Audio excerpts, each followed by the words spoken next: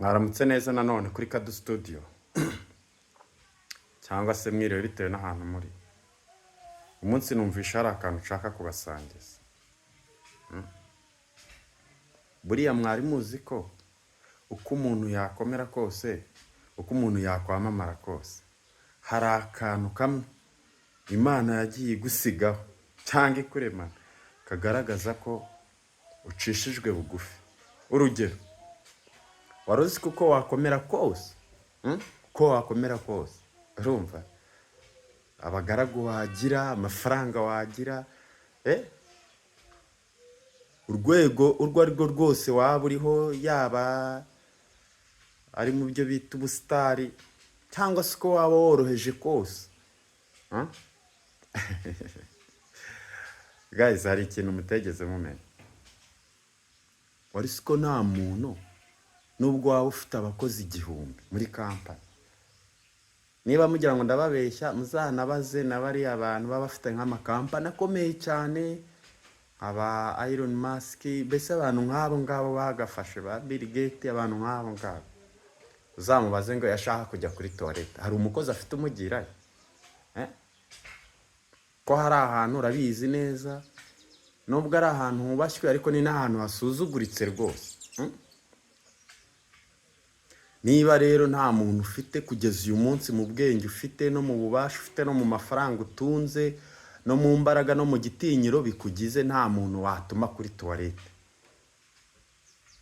cyumenya ko ucishijwe bugufi, nta kintu uragira, nta kintu ufite, nta n'ikintu uravumba.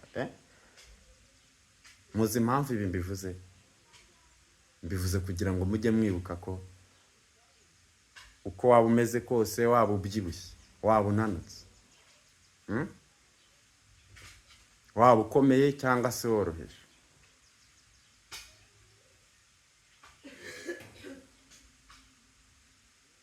mbere yuko uha uko nguko umeze agaciro gatuma witandukanya n'abandi, jya wibuka ko mwese hari ikintu muhuriyeho.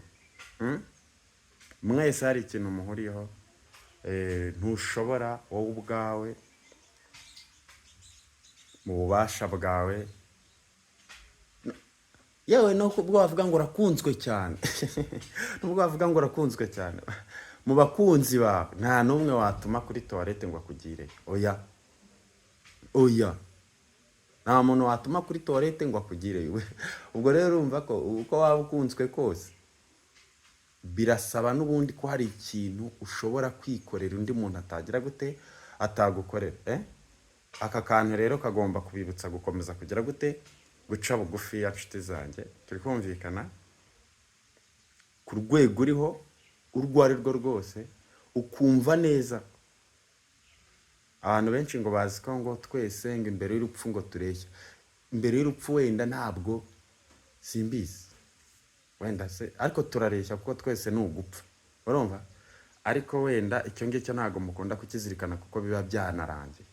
Ariko igihe cyose wowe kiri mu mubiri, kiri mu mwuka, waba ugenda n'ibirenge cyangwa n'imodoka, waba ufite abakozi cyangwa se wowe uri umukozi, kimwe mu bintu bigomba gutuma ukomeza kubaha abantu, ukubaha n'Imana, kuko buri Imana ni igitangaza. Ako kantu ubundi yagasizeho kugira ngo iteka ntugatekereze,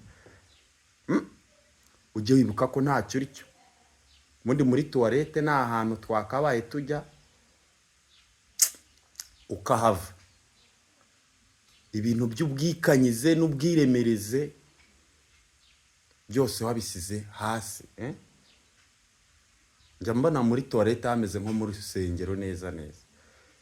Wagiyemo ukagira umwanya wo kuhibazaho cyane, ntugende ngo ukore ibyakujyanye gusa, nusohoka birangirira aho ngaho. Hariya naho ni hamwe mu hantu wava wagize ute, wahindutse, urumva, wahindutse. Ngira ngo murabibona ko ibi ni ibintu mvuze mu gitondo, akazuba ka mu gitondo kari kavuye. Ngira ngo muri kukabona ahantu kari kugira gute, kari kurasira, sibyo? Hano ni kuri Kadu Studio. Nifuje kubabwira kano kantu kugira ngo kabafashe, ariko ndi kubategurira ikindi kiganiro kigaragaza ibintu 10 bishobora kuranga umuntu w'incabwenge. Abantu benshi bita incabwenge, ariko wajya kureba imitekerereze, imigirire byabo, ugasanga bimwe mu bitekerezo byabo n'ubwenge bwabo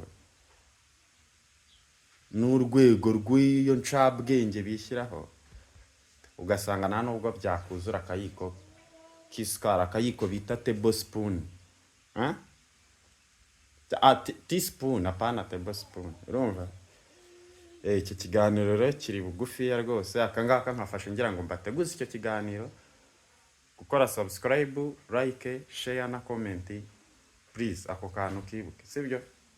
Nanjye nshaka kugira akantu nigereraho nyuze hano kuri iyi channel yanjye ya YouTube. Turi kumvikana? Mwibutsa ko uko waba uri kose, urwego waba uriho rwose, ubwamamare waba ufite bwose, Imana mu kukurema hari akantu yashyizemo kakwibutsa ntacyo uri cyo. Ntabwo ari urupfu, ntabwo ari urupfu, ntacyo uri cyo. Yego, ako kantu rero ni kamwe. Kuba ukijya kuri tuwarete wowe nta muntu watumayo, mu bushobozi bwose ufite, mu mafaranga yose ufite, mu gitinyiro cyose ufite, mu ngano y'abakozi bose ukoresha. Ibaze ko mu bakozi bose ukoresha umuntu ufite abakozi 1000, umuntu ufite abakozi, jya numva harimo abavuga ngo jewe ngo mfite company ngo yangaje abakozi 3000, 5000, ugasanga umuntu afite abakozi 200,000, ngo mfite ngo amahoteli hano muri Afrika, Europe, Amerika, Oceania na Australia.